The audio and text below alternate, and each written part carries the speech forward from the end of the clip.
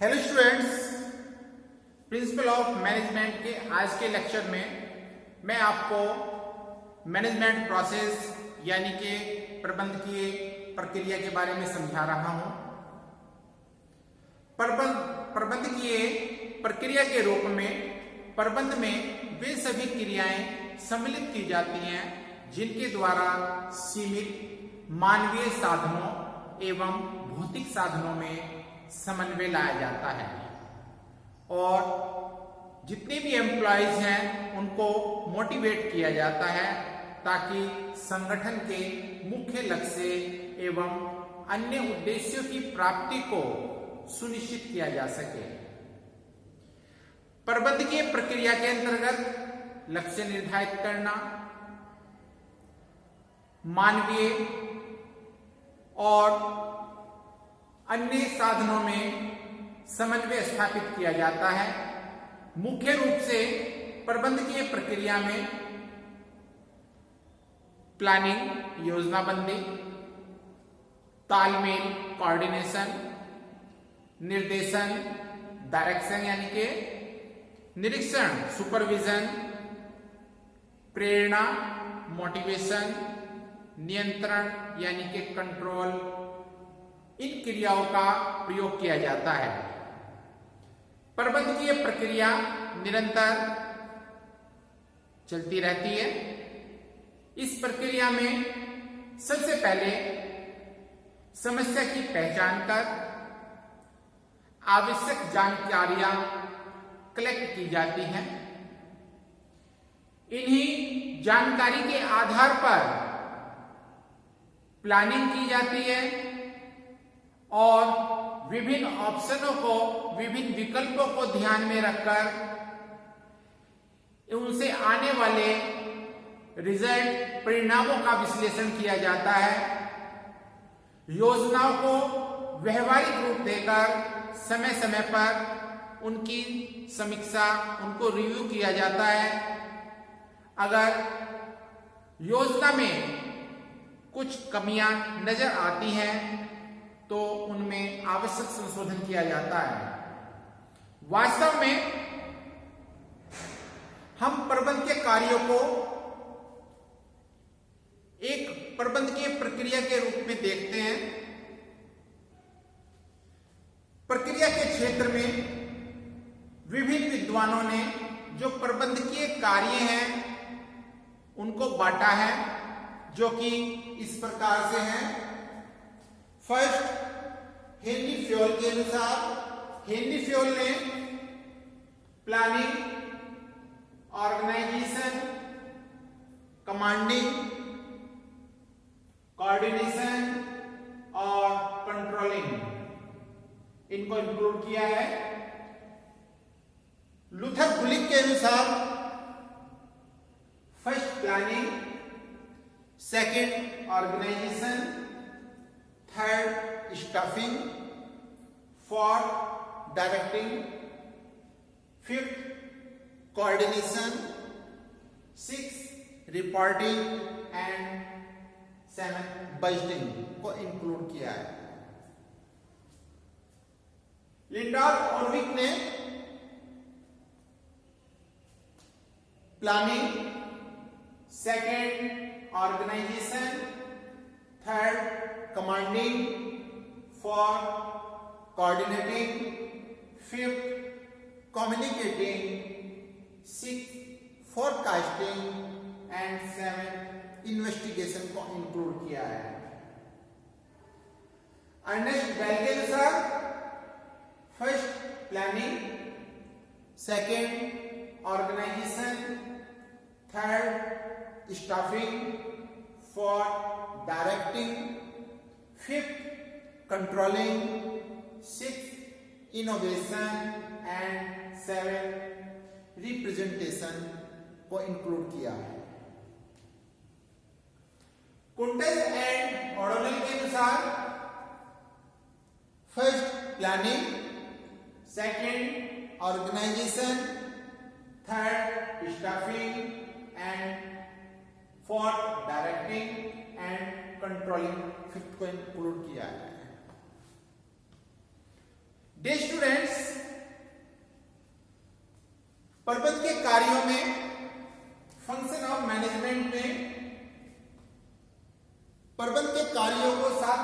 बांटा गया है।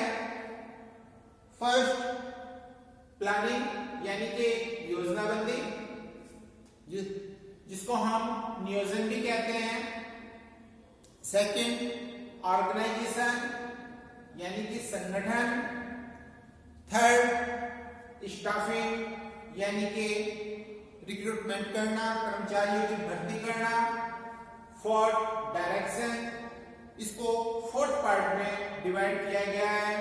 First leadership, second motivation, third communication, fourth supervision.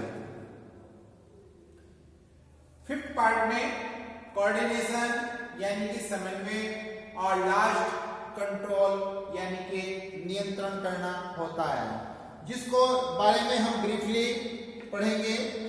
Planning के अंतर्गत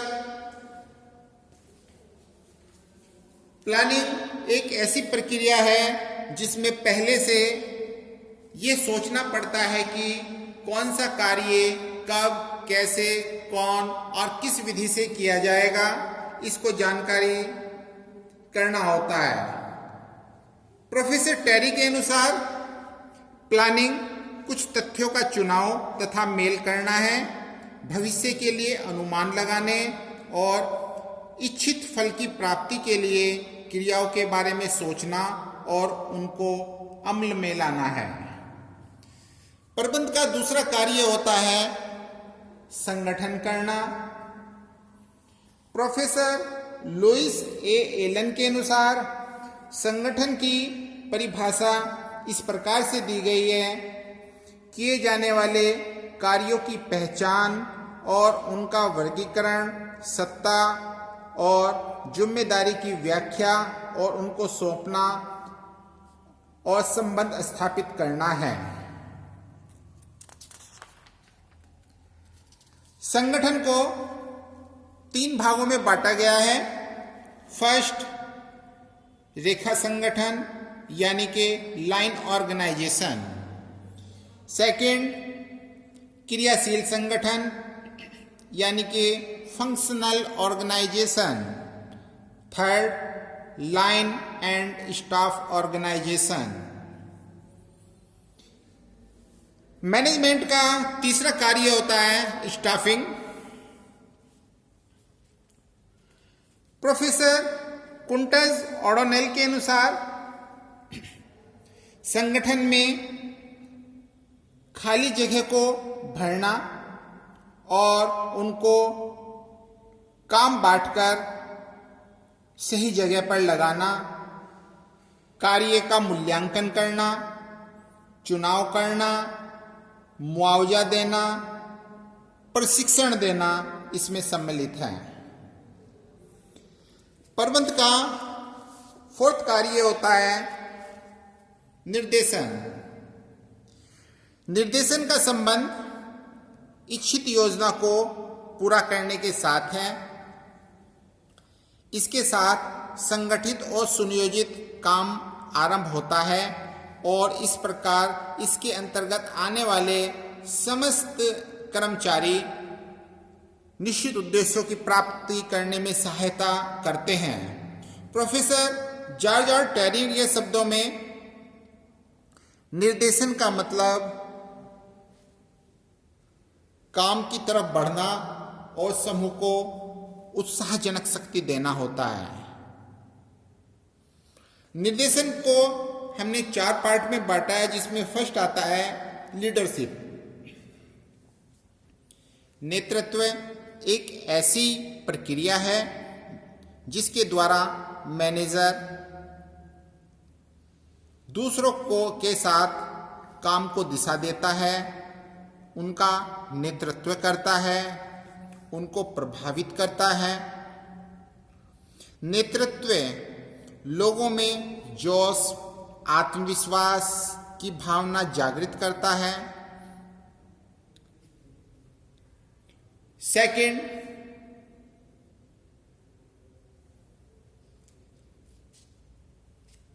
कम्युनिकेशन यानी कि संचार। संचार प्रबंध का एक बड़ा आवश्यक कार्य है। संचार एक ऐसा साधन है जिसके साथ सभी अधीनस्थ कर्मचारी के व्यवहार में परिवर्तन आता है और उनके कामों पर प्रभाव पड़ता है।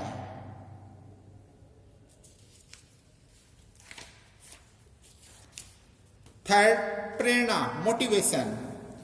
मोटिवेशन एक ऐसा प्रक्रिया होता है जिसके माध्यम से कर्मचारियों को ज़्यादा से ज़्यादा कार्य करने के लिए प्रेरित किया जाता है ताकि निर्धारित लक्ष्यों की प्राप्ति की जा सके। Fourth, supervision.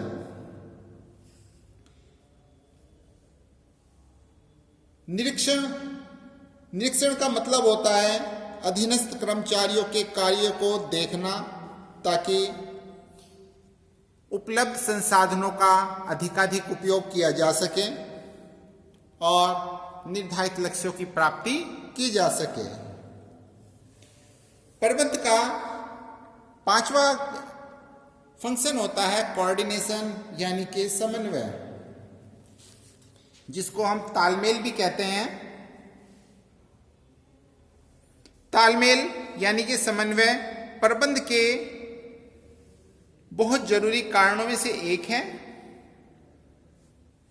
प्रोफेसर डॉल्टन मैकफॉर्लैंड ने बताया कि यह एक ऐसी प्रक्रिया है जिसमें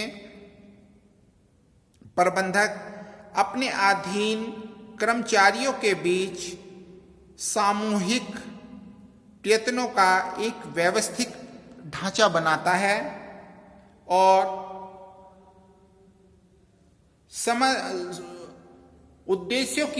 लक्ष्यों की प्राप्ति के लिए कर्मचारियों को एक छत्र एकत्रित करता है। प्रबंधन का 6 फंक्शन होता है नियंत्रण यानी कि कंट्रोलिंग।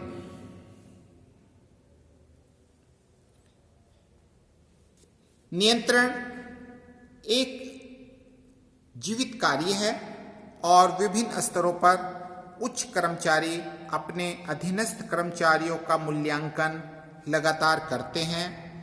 नियंत्रण का मुख्य उद्देश्य यह है कि कार्य द्वारा निर्धारित लक्ष्य प्राप्त हो सके। नियंत्रण प्रणाली अगर प्रभावशाली बनानी है तो इसे प्रक्रिया के अनुकूल होना चाहिए। नियंत्रण के कार्यों को करने के लिए हमारा कार्य का क्षेत्र निर्धारित करना चाहिए। असली तौर पर कार्य का अनुमान लगाना चाहिए। किए गए कार्य का अनुमानित स्तर के साथ मिलान करना चाहिए। समय समय पर कार्यों की समीक्षा की जानी चाहिए। यदि निर्धारित किए गए कार्य और वास्तविक कार्यों के बीच कोई अंतर होता है तो उन अंतर को ढूंढकर उनकी समीक्षा की जानी चाहिए।